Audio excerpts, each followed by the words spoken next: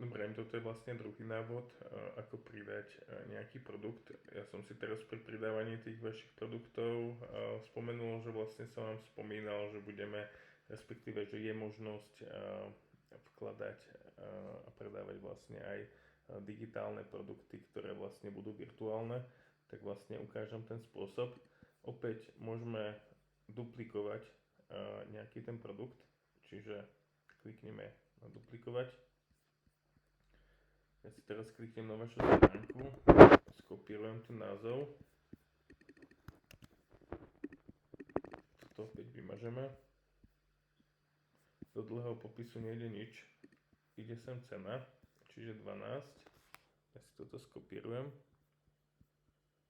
čiže ten vlastne tracklist, čiže 12 je cena, vrátim sa naspäť, tu je ten sklad, tu nazvem, že katalógové číslo 09, na sklade môžete nehať, tu zaklikávate, že sa jedná o nehmotný produkt, virtuálny, a tu, že je možnosť stiahnuť. Automaticky vám to pridá vlastne možnosť, keď prejdeme na všeobecné naspäť, vložiť semka nejaký súbor.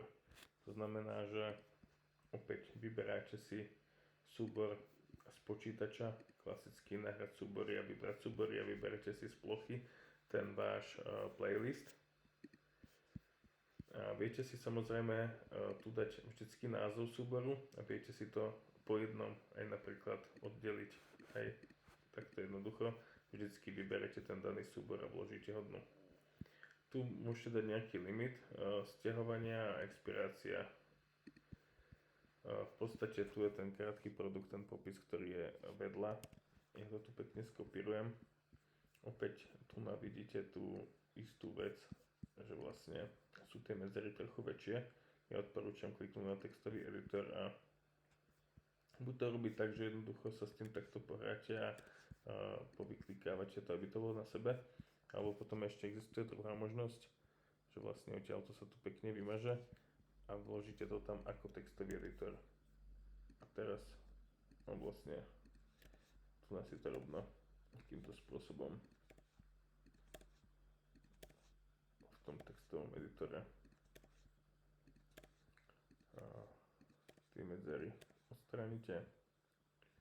Môže to ostať v podstate takto, s tým, že si tu ešte vyznačíte niektoré veci. Tu viete vlastne kliknúť na vložiť, upraviť, automaticky vám tam dá to Melt Tool, zmeníme farbu, prípadne dáme bold, čiže to trochu nastylujeme. Tu necháme Uncategorized, tu som už pridal dve vlastne nové kategórie. No a zmeníme samozrejme obrázok produktu a vložíme tam ten obrázok, ktorý sa to týka. Čiže to je tento obrázok. Čiže si ho stiahnem, dám si ho na plochu. Používam ešte taký Futures Tiny EPG. Je to fakt super taký nástroj, ktorý je zdarma, vždycky si ho treba refreshnúť a vie vám vlastne urobiť kompresiu a ušetriť a zrýchliť web stránku. Čiže dám vybrať súbor teraz, vyberám zo stiahnutých, túto mám, chvíľočku počkáme. Nahral som to do tej knižnice médií a mám to tu. Dám publikovať a výhoda, respektíve celý ten proces, už ten vlastne e-shop zariadi za vás, že v podstate človek, keď vloží ten daný produkt do košíka a urobí celý ten objednávkový proces, tak v podstate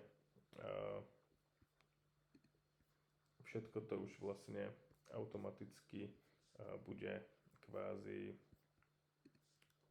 už to e-shop spraví za vás, vy nemusíte vlastne posielať potom nič. Toto vyhodím vonku, tak to bude vlastne vyzerať košík, toto sa ešte samozrejme preloží, dáme skontrolovať a objednať. rovno ako checkout sa preloží na pokladňu a v podstate tu pribudne vlastne ten Stripe a tak ďalej a objedná s povinnosťou platby je vlastne objednám produkt, automaticky mi príde e-mail a rovno mi to vlastne, keď to zaplatím, tak mi príde aj ten materiál od vás vlastne akože z e-shopu, ktorý som si zakúpil, ak sa jedná o ten digitálny produkt. Takže je to fakt veľmi jednoduché.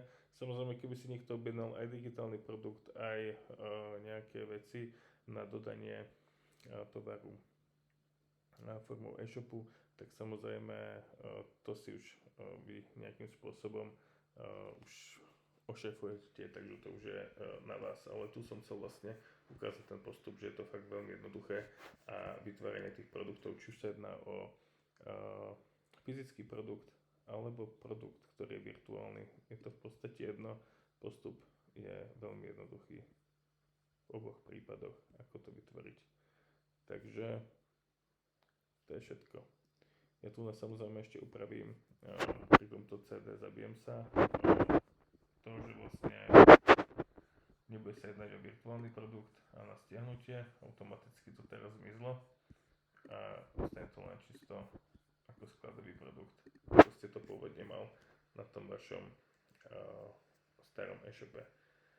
Takže to je všetko, dám aktualizovať a to je všetko, čo sa týka návodu, ako pridať aj nejaký ten virtuálny obsah na stiahnutie. Tak prajem pekný večer alebo deň.